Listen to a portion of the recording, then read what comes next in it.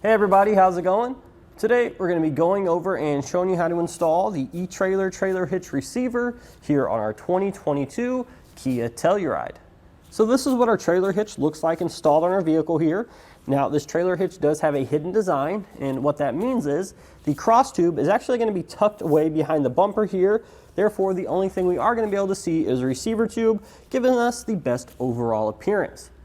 Now with our trailer hitch here, it is going to be completely coated with a black powder coated finish. It's also a matte finish, which I feel does a really good job of blending in well with the underside of the vehicle. Some of those other hitch options have a shinier finish and it kind of sticks out more in my mind.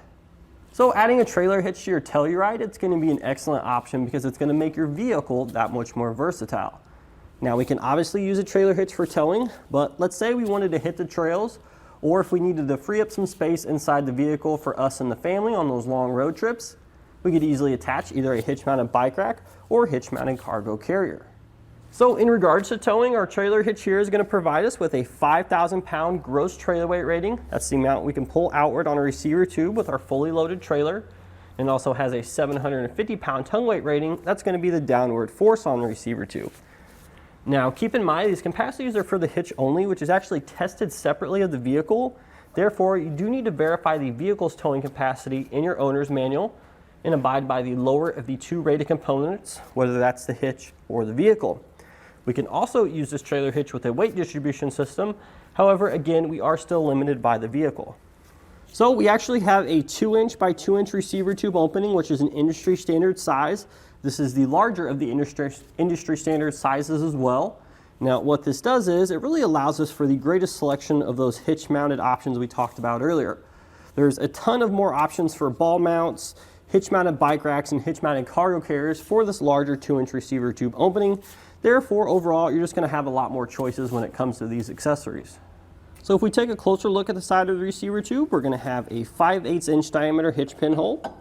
So keep in mind, our hitch pin and clip doesn't actually come with a trailer hitch, and the reason for that is a lot of your accessories like ball mounts, bike racks, and cargo carriers actually come with their own hitch pin. So chances are you really don't need to worry about buying one of these separately. And then welded to the bottom of the receiver tube, we're going to have our safety chain loops. So those are going to work great with both the larger style clevis hooks as well as the smaller S-type, which are a little bit more common.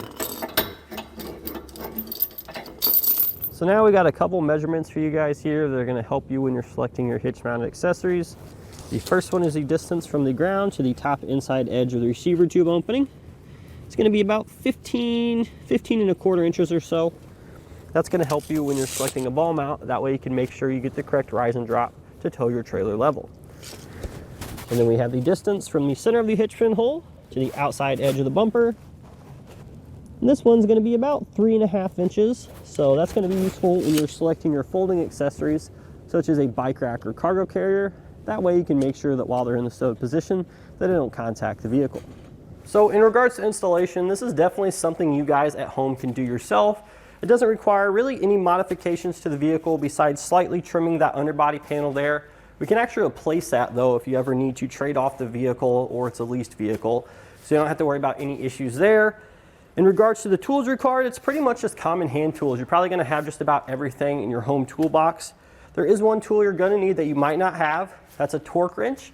However, in most cases, you can actually rent these for free from most local auto parts stores using their loaner tool program. Now I will say that we are going to be using a lift today just to show you a little bit better what's going on underneath and what we're doing, but it certainly isn't required. You can still install this hitch on the ground. If you have a set of ramps you can back up to, that's great, but if not, we can still get the job done. We'll go ahead and walk you through this entire process step by step now. Leave yourself about an hour to get it done.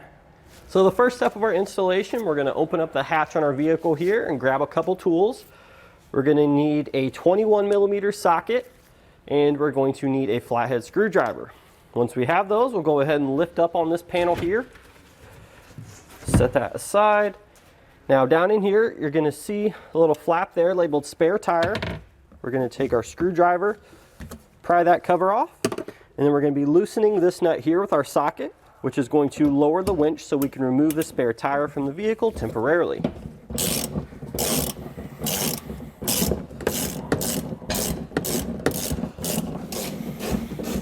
Now we're going to come underneath the vehicle on the driver's side. we're going to remove a trim panel, this one right here. So in order to remove this, we're going to take our flat blade screwdriver we used from earlier. There's going to be 3 of these little push fasteners here on the bottom. Just simply pry out the center section and then remove the rest of it, just like so. Pretty easy to get out. Now once we have those 3 removed, we should just be able to pull the panel straight down and out.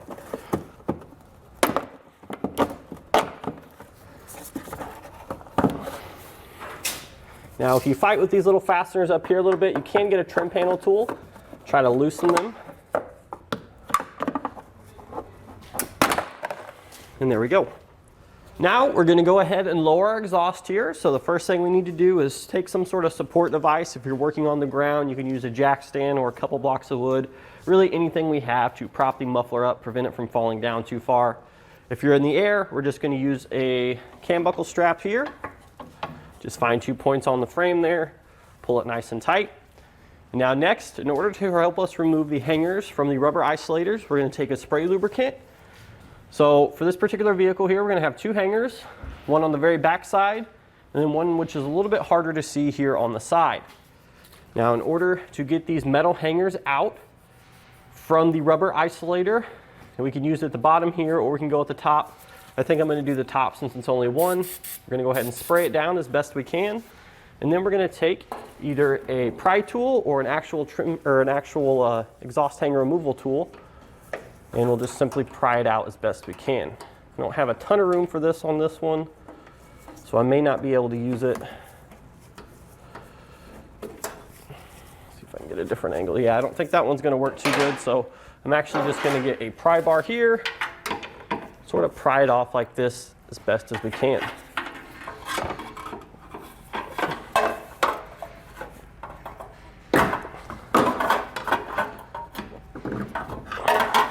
There we go. That's the one at the rear, and then we have that one on the side, which is a little bit harder to see. And there we go. As you can see here, you can pull down our exhaust a little bit. We're going to have much more room to work. Now, if you wanted more room, you could actually go a step further and remove this hanger here. You guys don't have to do this, but I want to be able to show you as much of this as we can. So what we're going to do is we're actually going to remove this as well, just to give ourselves more room to work, more room for you guys to see. But again, it's certainly not required.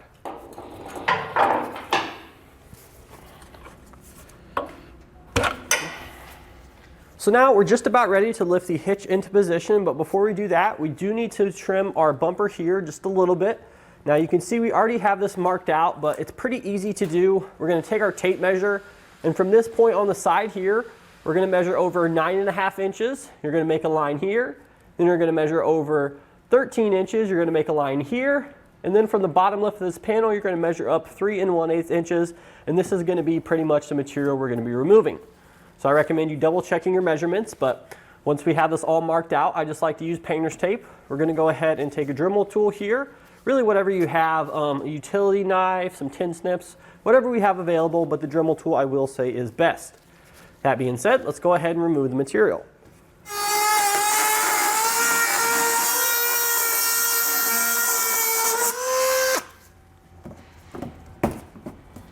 Go ahead and peel off our tape here.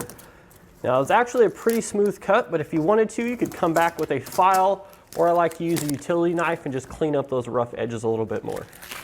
Now with an extra set of hands, we can raise our hitch into position. You will have to come up and over the exhaust on the passenger side first. And we're going to be using our M12 hex bolts here. We're going to be securing it inside, going out, just like so. So once we have the hardware into the top here, on the other side, you're going to need to come back with a 1/2 inch conical tooth washer and then the M12 nut.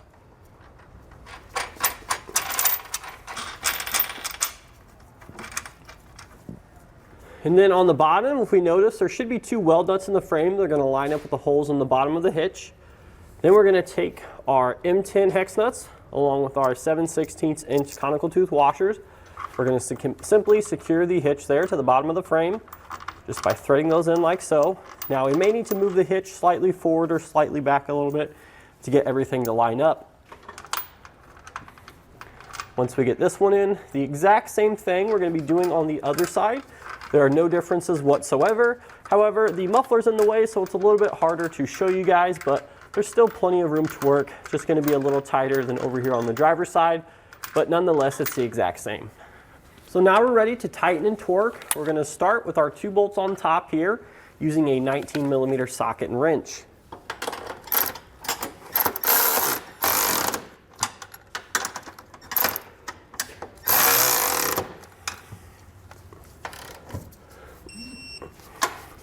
So once we have these side bolts torqued on each side, we're going to switch over to the bolts on the bottom of the frame, and we're going to tighten these with a 17mm socket.